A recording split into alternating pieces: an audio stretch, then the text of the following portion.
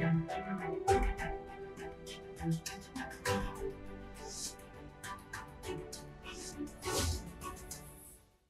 मी दिनेश खांजी. आपण बघताय न्यूजलंका. दिवाळीचा सण सुरू आहे. दिवाळी म्हणजे फराळ आणि दिवाळी म्हणजे फटाके. आपल्या सणांकडे न्यायालयाचं बारीक लक्ष असतं आणि न्यायालयाने फटाके फोडण्यांवर निर्बंध लावलेले आहेत. संध्याकाळी 7 ते 10 या काळात फटाके फोडायचे अशी कालमर्यादा आहे. पण न्यायालयाने प्रचंड दिलदारपणा दाखवलेला आहे. 3 तासाची सूट दिलेली आहे. 3 तासामध्ये जमेल तेवढी मजा करून घ्या. परंतु न्यायालयाच्या निर्बंधानंतर सुद्धा लोक ऐकायला तयार नाहीत. पहाटेपासून आतषबाजी सुरू होते, रात्री उशिरापर्यंत ती सुरू असते. लोक आतषबाजी करतात, त्याच्यामुळे राजकीय नेत्यांना सुद्धा आतषबाजी करण्याची इच्छा होते. लोक फटाके फोडतायत आणि राजकीय नेते गौप्यस्फोट करतायत. रोहित पवार यांनी सुद्धा अशाच प्रकारचा एक गौप्यस्फोट केलेला आहे आणि या गौप्यस्फोटावर चर्चा होण्याची गरज आहे. राष्ट्रवादी काँग्रेसचे आमदार आणि ज्येष्ठ नेते शरद पवार यांचे नातू रोहित पवार यांचा उल्लेख अनेक लोक खोडसाळपणे राष्ट्रवादी काँग्रेसमधला पप्पू अशा प्रकारे करतात. वस्तुस्थिती अशी अजिबातच नाहीये. रोहित पवार हे प्रचंड कर्तृत्ववान नेते आहेत. फक्त त्यांना कर्तृत्व सिद्ध करण्याची संधी आजवर मिळालेली नाहीये. रोहित पवार त्यांच्या केसाप्रमाणे अत्यंत परिपक्व नेते आहेत, परंतु त्यांचा परिपक्वपणा अजूनपर्यंत न जनतेच्या लक्षात आलाय न त्यांच्या सोबत काम करणाऱ्या राजकीय नेत्यांच्या. दिवस दिवाळीचे आहेत, परंतु रोहित पवारांची दिवाळी रोजचीच. ते रोज फटाके फोडत असतात. परंतु आपटी बार, लवंगी किंवा लक्ष्मी बार अशा छोट्या मोठ्या फटाक्यांवर रोहित पवारांचा अजिबात विश्वास नाहीये, कारण त्यांची क्षमता खूप मोठी आहे. त्यांचे धमाके भूकंप घडवणारे असतात. परंतु भाकितांच्या या तीव्रतेकडे त्यांचे सहकारी आणि समोर उभे असलेले सत्ताधारी पक्षाचे नेते फार लक्ष देत नाहीत. त्या भाकितांना अनुलिखाने मारतात. ही बाब वेगळी. महाराष्ट्राची जनता किंवा महाराष्ट्रातले राजकीय नेते रोहित पवारांच्या भाकिताकडे अजिबात गंभीरपणे बघत नाहीत. तरी सुद्धा रोहित पवार आपले टॅलेंट वाया जाऊ देत नाहीत. ते नित्यनेमाने नवी नवी भाकितं आणि भविष्यवाण्या करत असतात आणि त्यामुळेच या सातत्यामुळेच या भाकिताच्या प्रांतातले सम्राट संजय राऊत आणि संजय राऊतांचे पार्ट टाइम नेते उद्धव ठाकरे या 2 भाकीत सम्राटांच्या रांगेमध्ये रोहित पवार आता ताकदीने उभे राहिलेले आहेत. अनुभव नाही, वय कोवळ आहे, या 2 कारणासाठी रोहित पवारांच्या भाकितांकडे आजवर गंभीरपणे पाहिलं गेलं नाहीये. परंतु आता ती वेळ आलेली आहे. रोहित पवारांचा महाराष्ट्राच्या राजकारणाचा अत्यंत गाढा अभ्यास आहे. त्यांची बारीक नजर या राजकारणावर असते.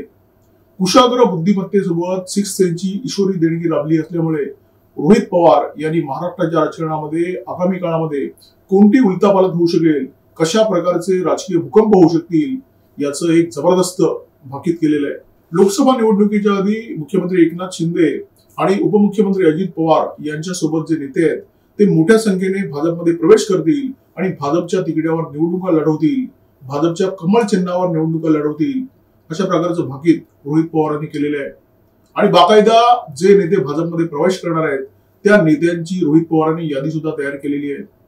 आता अजितदादा पवार आणि रोहित पवार हे एकाच कुटुंबातले आणि पवार कुटुंबातले या कौटुंबिक घनिष्ठतेमुळे रोहित पवारांकडे जी यादी आहे ती अजित पवारांकडे तर जाऊ शकेल, परंतु अडचण एकनाथ शिंदे यांची होणार आहे. आता ही यादी मिळवण्यासाठी बहुधा मुख्यमंत्री एकनाथ शिंदे यांना रोहित पवार यांची मनधरणी करावी लागणार आहे अशी शक्यता आहे. दिवाळीमध्ये काही फटाक्यांच्या माळा लावल्या जातात. रोहित पवारांनी सुद्धा गौप्यस्फोटांची लढी लावलेली आहे. एक गौप्यस्फोट करून ते थांबलेले नाहीये. पहिला गौप्यस्फोट त्यांनी केला की एकनाथ शिंदे आणि अजित पवार यांच्या सोबतचे नेते भाजपसोबत जातील आणि भाजपच्या निवडणूक चिन्हावर निवडणूक लढवतील.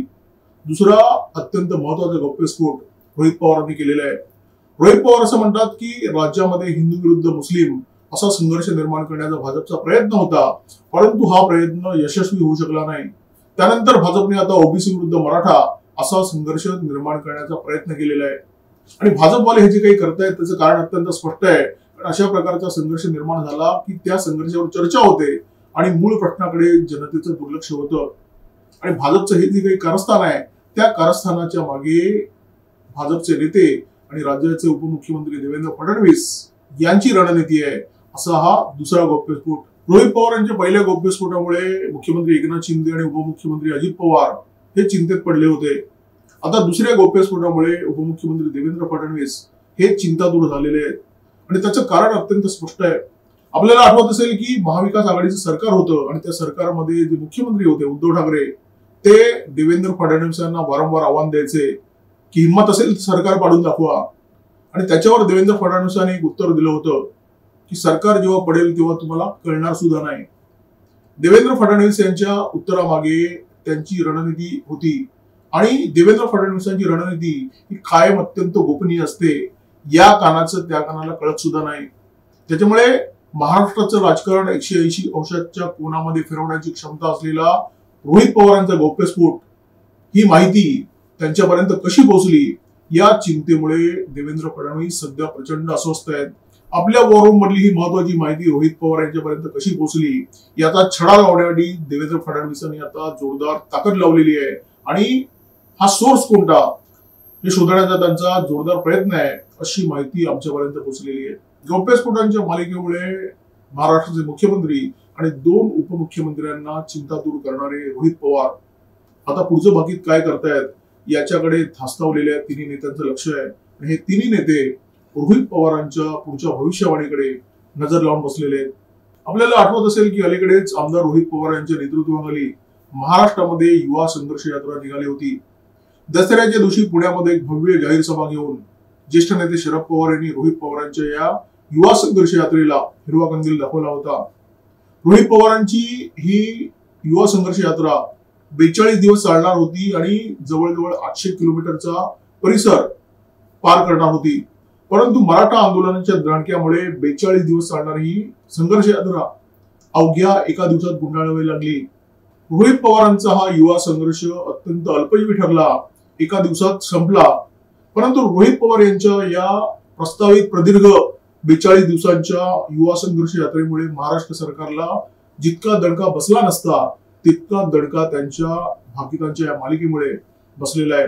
रोहित पवार, उद्धव ठाकरे आणि संजय राऊत हे महाराष्ट्रातले 3 खूप मोठे नेते आहेत आणि या 3 नेत्यांचं एक वैशिष्ट्य आहे, खूप मोठं साम्यस्थळ आहे. आणि ते साम्यस्थळ म्हणजे हे तिन्ही नेते जागतिक घडामोडींवर चर्चा करत असतात. म्हणजे महाराष्ट्रापासून जगापर्यंत त्यांचा आवाका प्रचंड आहे. या सगळ्या घडामोडींमध्ये ते व्यक्त होत असतात, भाकित करत असतात, भविष्यवाणी करत असतात. परंतु आपल्या पायाखाली काय जळतंय, आपल्या पक्षात काय होतंय याचा मात्र त्यांना अजिबातच थांगपत्ता नसतो. रोहित पवारांचं सत्ताधाऱ्यांकडे बारीक लक्ष असतं आणि सत्ताधाऱ्यांच्या रणनीतीचा बारकाईने अभ्यास करून रोहित पवार त्यांच्याबद्दल भाकित करत असतात. परंतु त्याबरोबर त्यांनी स्वतःच्या शिल्लक पक्षाकडे सुद्धा लक्ष देण्याची गरज आहे. शिल्लक पक्षातल्या नेत्यांकडे लक्ष देण्याची गरज आहे. रोहित पवार असं म्हणतात की अजित पवारांना आणि एकनाथ शिंदेना सोडून बरेच नेते भाजपकडे जाणार आहेत. परंतु सध्या कंडे अशा उठतायत की शरद पवार हे सुद्धा भाजप सोबत जाण्याची शक्यता आहे. त्यामुळे रोहित पवारांनी आपल्या शिल्लक पक्षाकडे आणि आपल्या पक्षाचे जे ज्येष्ठ नेते शरद पवार त्यांच्याकडे बारकाईने लक्ष देण्याची गरज आहे. न्यूज डंकाच्या या व्हिडिओमध्ये तुर्तास इथेच थांबतो. या व्हिडिओमध्ये आम्ही फटाके आणि गौप्यस्फोट या दोन्ही विषयावर बोललो. व्हिडिओ जर आवडला असेल तर लाईक करा, शेअर करा आणि अशाच प्रकारच्या माहितीपूर्ण व्हिडिओसाठी सबस्क्राईब करा आमच्या युट्यूब चॅनल. नमस्कार आणि धन्यवाद.